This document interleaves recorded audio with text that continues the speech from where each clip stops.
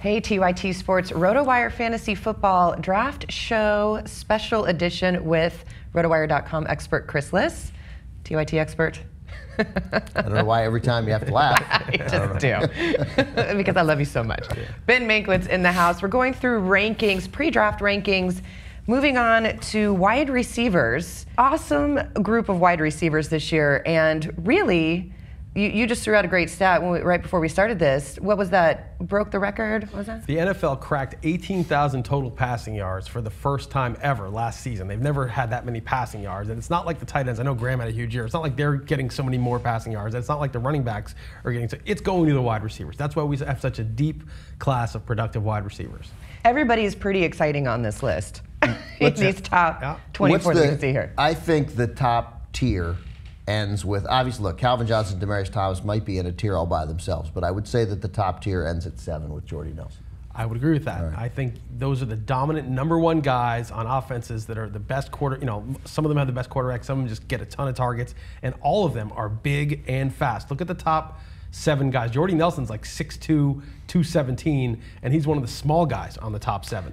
And I'm glad to see that you guys have Julio Jones at number 4, because it's easy to forget that before he got hurt, he was very much Julio Jones last year. He was in the top 5 in receiving. He'd scored a touchdown or had 100 yards in every game, and then he got hurt. Yeah, are these wide receivers set it and forget it type guys this year? Yes, pretty much. Yeah. And receivers aren't as matchup sensitive as some of the other positions, so especially if you have Julio Jones or AJ Green, you do not sit them. I mean, there could be some extreme example if there's a 70-mile-an-hour winds. Yeah, bye week's a good example. Right. Yeah, bye week is the strongest. Probably the only time. Case. Yeah. Right. Heavy winds or they're not playing. Yeah. Right? Yeah.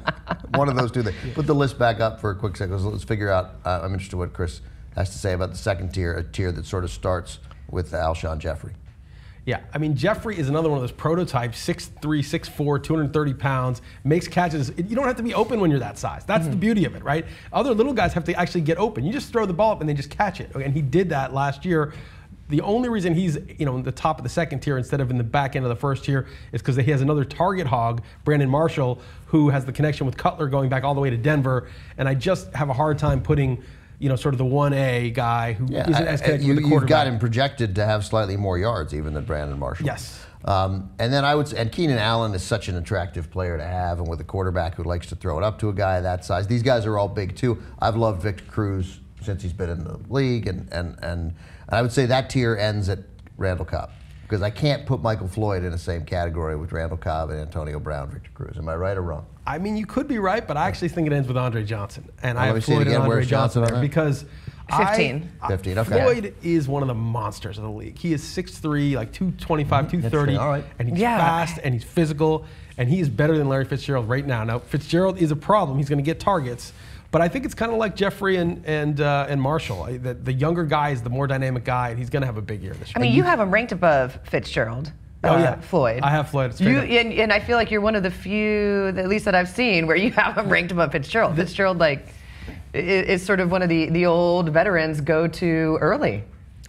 I would say that's right, that I'm in the minority there, but there's sort of a growing minority of guys. This guy hasn't had a really great year in 2 full seasons now, and when you're old and that's happening, I think that you have to draw a conclusion from that. He has both Arizona wide receivers, the 2 guys ranked in the top 20, and you're not even taking an Arizona Cardinal in one of your drafts. I would take Andre Ellington. No, I would take Michael Floyd. I wouldn't take Larry Fitzgerald. Again, it's like, when I was more successful at this, before bastards like you came along and evened the playing field, when I would dominate my league and I just knew more and I did better research. Pre-internet?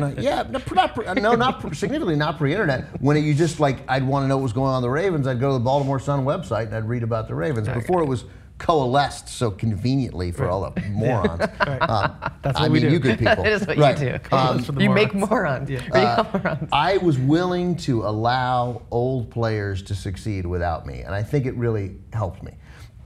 I mean, I wouldn't take for years, I'd never take Chris Carter. And for years, he caught 90 passes and scored 12 touchdowns, and I was wrong. But that way of thinking kept me from taking a lot of 29, 30, and 31-year-old players who were on the downside. And I just, when you can go 24 and young over a 30-year-old proven veteran, I would still go 24 and young if that decision's pretty close.